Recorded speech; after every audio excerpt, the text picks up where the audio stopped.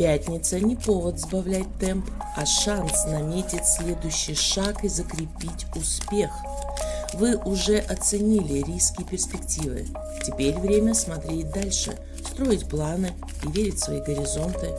Никогда не поздно расширить круг общения, найти новое направление или вернуться к идее, которую давно отложили. Главное не тянуть. Действуйте.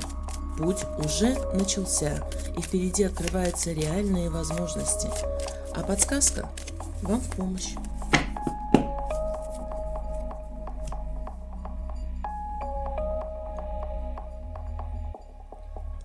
Сейчас вам важно быть здесь и сейчас.